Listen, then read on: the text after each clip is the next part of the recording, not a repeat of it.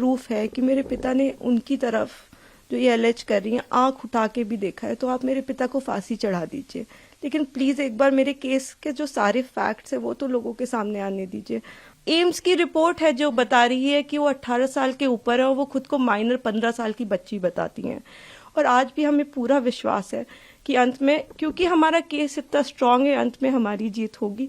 लेकिन 8 साल हो गए, मैं आपसे हाथ जोड़ के विनती करती हूँ कि प्लीज एक बार मेरिट्स पे हमारा केस सुन लिया जाए। हम कोई दरिंदे नहीं है, हम भी नॉर्मल परिवार हैं।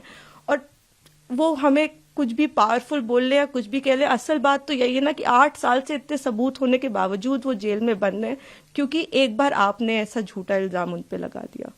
So ma'am, recently one case happened, Unnao rape case. So what would you like to say about that? I am the elder daughter of Kuldeep Singh Sengar. हम 2 बहनें हैं।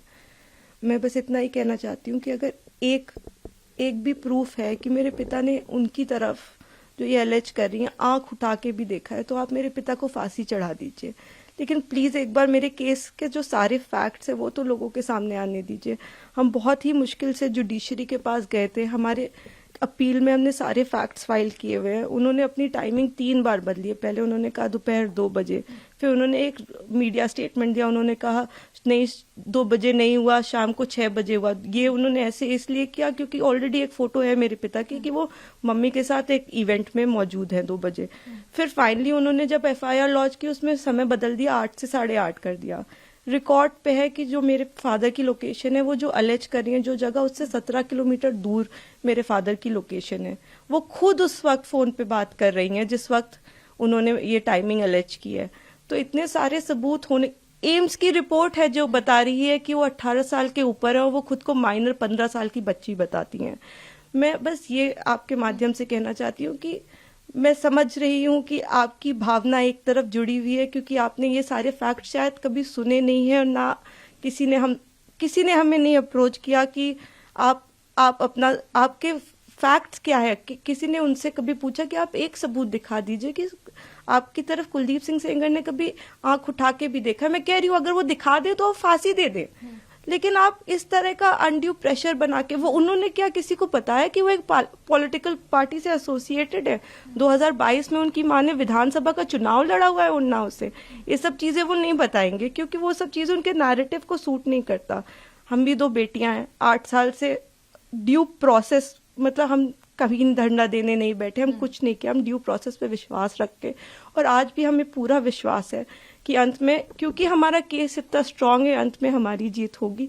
लेकिन 8 साल हो गए, मैं आपसे हाथ जोड़ के विनती करती हूँ कि प्लीज एक बार मेरिट्स पे हमारा केस सुन लिया जाए। हम कोई दरिंदे नहीं है, हम भी नॉर्मल परिवार हैं।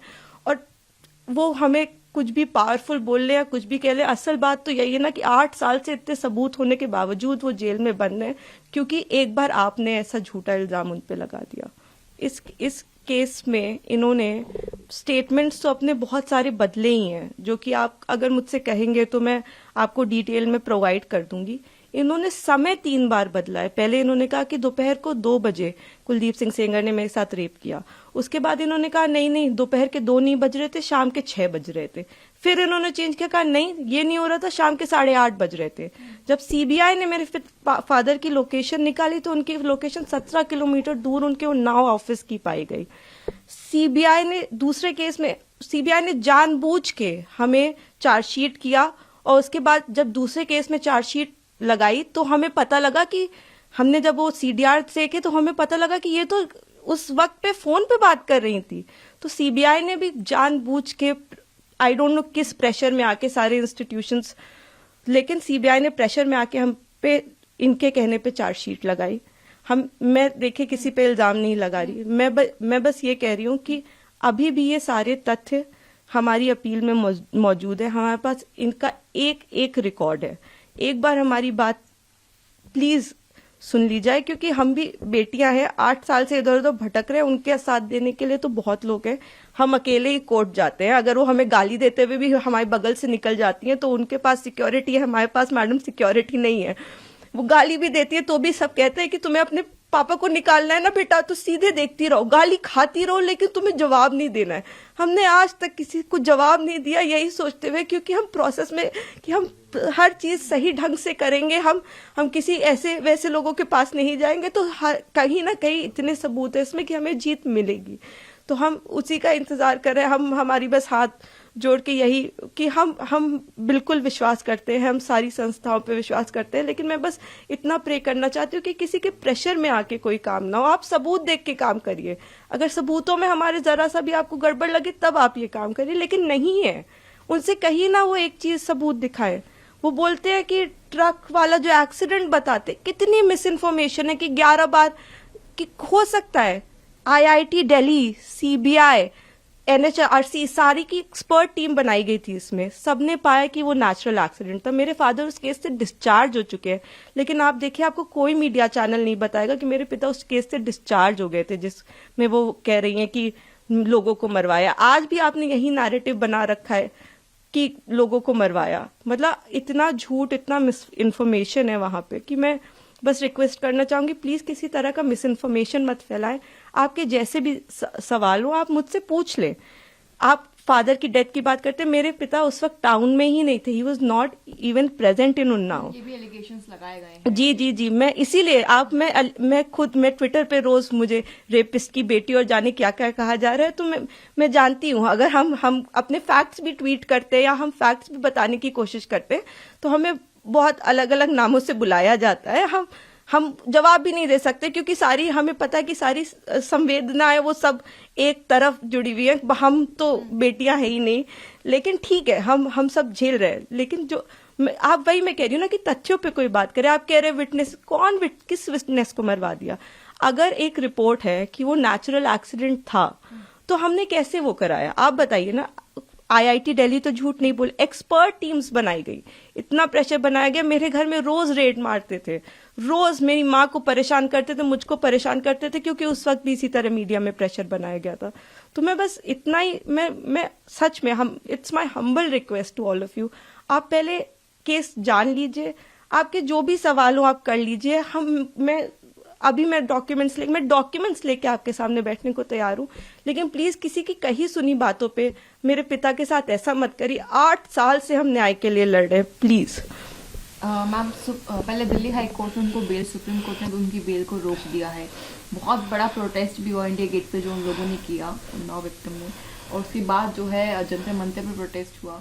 जी, मैं सारी चीजें देख रही हूँ। मैंने आपको इसीलिए बताया कि कुछ उनके पॉलिटिकल अफिलिएशंस भी हैं, और मुझे कोई वो बिल्कुल प्रोटेस्ट करे, लेकिन जहां वो प्रोटेस्ट कर रहे हैं उनसे आप एक बार जाके कह दीजिए कि आप प्लीज सबूत दे दीजिए, एक बार दिखा दीजिए कि क्या सबूत है कि कुलदीप सिंह सेंगर ने आपके साथ ऐसा ऐसा किया। एक बार मैं मीडिया के मेंबर से रिक्वेस्ट है कि कोई भी एक बार जाके उनसे पूछ ले कि आप एक सबूत दे दीजिए। मैडम, मैंने तो 6-7 पॉइंट बताए हैं, आप एक पॉइंट बता दीजिए कि ये सबूत है कि आपके साथ ऐसा ऐसा उस दिन हुआ, सिवाय आपके बोलने के, जिसमें भी आपने कई बार अपने बयान बदले हैं। आपने मेरे पिता पे आपने एक केस फाइल किया, अन्य लोगों पे 2.5 महीने बाद आपने सोच समझ के, शायद ये आप में से कम लोगों को पता होगा, 2000 में इनके चाचा हिस्ट्री शीटर हैं, उन पे 17 मुकदमे हैं, 17, and these are not put by us. मैं जब पैदा हुई हूँ उसके पहले से मुकदमे चल रहे हैं, तो इसके पहले कि लोग इसमें भी कुछ सोचे।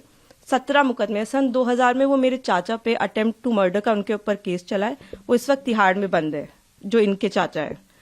तो आज की इनकी दुश्मनी नहीं है हमसे, इनकी दुश्मनी हमसे पुरानी है। तो बहुत सारे कारण हैं। अगर आप कोई भी मुझसे सवाल पूछना चाहते हैं तो आप मुझसे डिटेल पूछे, मैं सारी सवालों का आपका जवाब। मैं बस चाहती हूँ कि आप फैक्ट्स पे बात करें। आप एक बार, मैं भावनाएं समझती हूँ सबकी, किसी को भी, मैं खुद एक बेटी हूँ, मुझे ये कहानी किसी बच्ची की सुनाई जाती तो मैं भी शायद ट्विटर पे गालियां ही लिख रही होती, लेकिन उस कहानी में कितना सच है ये जान लीजिए कि दूसरी तरफ भी हैं बेटियां, दूसरी तरफ भी लोग हैं। जिस इंसान को आप इतना बुरा समझ रहे हैं वो नहीं है, वो 2 बच्चियों के, और मैं इसलिए नहीं कह रही कि आप आर्ग्यूमेंट्स वो लेके आए, लेकिन वो भी इंसान, क्या उन्होंने देखा भी आंख से? आप एक प्रूफ दे दीजिए और आप मेरे पिता को फांसी पे चढ़ा दीजिए। मैं कह रही हूं, अगर एक भी सबूत है कि मेरे पिता ने उस लड़की की तरफ आंख उठा के भी देखा है तो आप मेरे फादर को फांसी दें, लेकिन अगर वो सबूत नहीं है तो हमें पूरा हक है कि हमारे भी सबूत सुने जाएं। प्लीज हमें वो मौका दीजिए।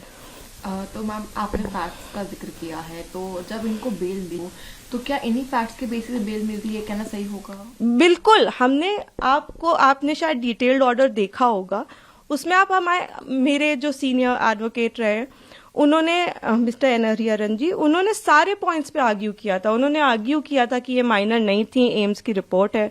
उन्होंने आर्ग्यू किया था कि 3 अलग अलग इन्होंने टाइम बताए। उन्होंने आर्ग्यू किया था कि हमारे पिता की सीडीआर लोकेशन 17 किलोमीटर दूर की। उन्होंने आर्ग्यूमेंट किया था कि ये फोन पे है। आप ऐसा नहीं है कि कोर्ट के सामने हमने जाके कह दिया हम पब्लिक सर्वेंट नहीं है और कोर्ट ने कहा कि आप रिहा हो जाइए। हमने सारा पूरी चीज कोर्ट के सामने प्रस्तुत की और हर चीज लीगली हुई है।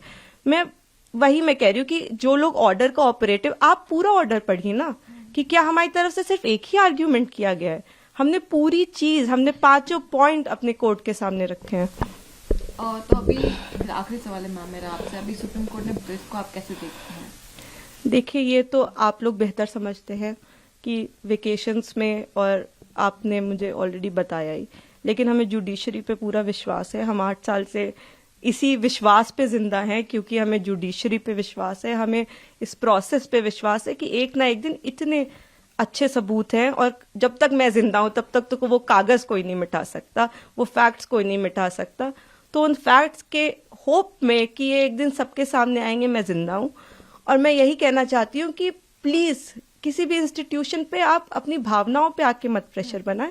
आप एक बार फैक्ट समझ लें, आप समझ लें कि आप क्या सपोर्ट कर रहे हैं, किस चीज का सपोर्ट कर रहे हैं। आपने सिर्फ एक साइड सुनी है अभी, और दूसरी तरफ को जानने की कोशिश भी नहीं की, तो थोड़ी कोशिश करके, बाकी हमें पूरी उम्मीद है कि हम आगे इसमें जीतेंगे ही। हम उम्मीद पे ही 8 साल से जी रहे हैं, लेकिन होपफुली कि हमारे फैक्ट्स इस बार इग्नोर नहीं किए जाएंगे। हमें पूरी उम्मीद है कि हम सुप्रीम कोर्ट से जीतेंगे।